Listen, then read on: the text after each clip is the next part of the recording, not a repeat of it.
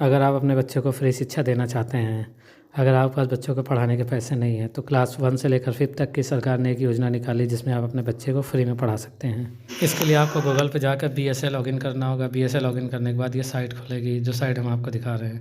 इसमें आपको अपना डिस्ट्रिक्ट सेलेक्ट करना होगा। जैसे आप प्रयागराज के हैं, प्रयागराज में आप किस एरिया से हैं, अर्बन या रूरल, सबसे पहले हमें वो सेट करना होगा। उसके बाद हमारा टाउन और ब्लॉक कौन सा लगता है नगर निगम का, करने के बाद मोहल्ला में सेट करना होगा। जैसे राजापुर हो गया, गंगानगर, अशोक नगर, सिविल लाइन हो गया, खीड़गंज हो गया, दारागंज, मतलब राजापुर के जितने भी क्षेत्र हैं सभी के नाम वहाँ दिए रहेंगे। वो डालने के बाद बच्चों के नाम डालिए और उसके बाद मोबाइल नंबर, जो नंबर रजिस्टर्ड हो आधार से, और जिस नंबर से आप बच्चे का एडमिशन करना चाहते हैं, क्योंकि रजिस्ट्रेशन नंबर उसी मोबाइल पर आएगा। उसके बाद आप बच्चे की डेट ऑफ बर्थ डालेंगे। अब देखिए, जैसे हमने यहाँ डेट ऑफ बर्थ 2015, 2017 डाला हुआ, 2019, तो 2017, 19, 18 तक के बच्चे एलिजिबल नहीं हैं।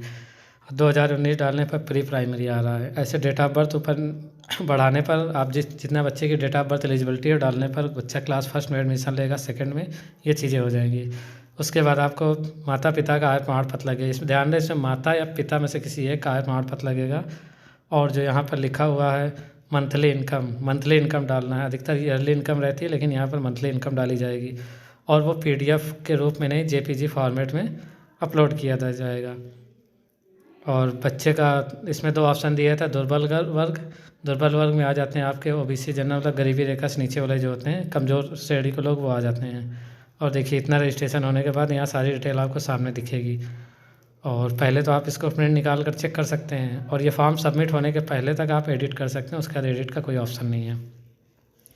अब रजिस्ट्रेशन के बाद जब हम लोग कंप्लीट फॉर्म पर क्लिक करते हैं, ऊपर देखिए रजिस्ट्रेशन नंबर भी 7060 आ गया होगा। जो मोबाइल नंबर आपने फीड किया है उसी मोबाइल नंबर पर यह रजिस्ट्रेशन नंबर आता है। तो मोबाइल नंबर ध्यान देकर डालें, जो मोबाइल नंबर आपका रजिस्टर्ड हो।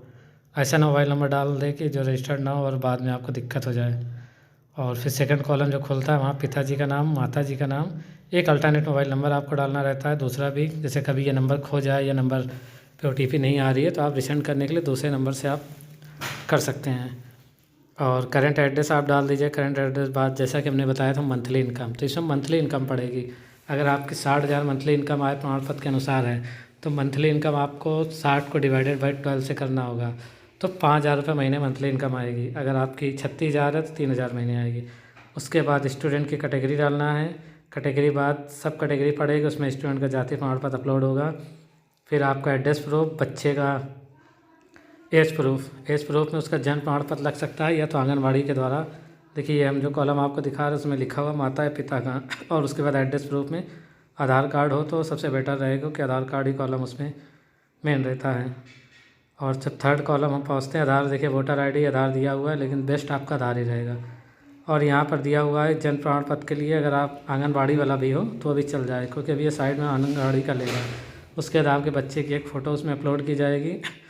और उसके बाद 3rd ऑप्शन आता है कि आपको कौन सा कॉलेज सेलेक्ट करना है। ये कॉलेज के लिए एक अलग से नियम है, ये एरिया वाइज कॉलेज होता है। अगर आपने राजापुर सेलेक्ट किया तो राजापुर रिलेटेड जितने भी स्कूल होंगे सारे स्कूलों के नाम आ जाएंगे। और अगर आप अदर किसी स्कूल के बारे में करते हैं तो आपको अदर एरिया में जाना पड़ेगा, लेकिन आपको राजापुर से रिलेटेड है तो आपको राजापुर के स्कूलों के बारे में किया जाएगा। और ये करने के बाद बच्चे की फ़ोटो अपलोड करनी होगी। अपलोड ऑल डॉक्यूमेंट में क्लिक करके आप सबमिट करेंगे। फ़ाइल की साइज़ भी बनाना ज़रूरी है, साइज़ नहीं बनती तो साइड अपडेट होता रहता है। देखिए, अब दे दिया बच्चे की सिलेक्ट फ़ोटो, बच्चे की फ़ोटो उसमें लगाए। तो हमने यहाँ बच्चे की फ़ोटो लगाई हुई है, लेकिन ये ऐसा कॉलम बनाया है कि प्राइवेसी की वजह से बच्चे की फ़ोटो हमने हटा दी है। करने के बाद डॉक्यूमेंट अपलोड करना होगा। डॉक्यूमेंट अपलोड कर फॉर्म सबमिट कर सकते हैं और लॉटरी के माध्यम से रिजल्ट निकाला जाएगा। तो अगर आपको हमारा वीडियो पसंद आए तो चैनल को सब्सक्राइब कर लें, क्योंकि लॉटरी के माध्यम से कैसे निकाला जाएगा, 3 चरण में फॉर्म भरे जाते हैं, सारी जानकारी आपको दी जाएगी और रिजल्ट कैसे कैसे आएंगे सारी चीज़ें देंगे।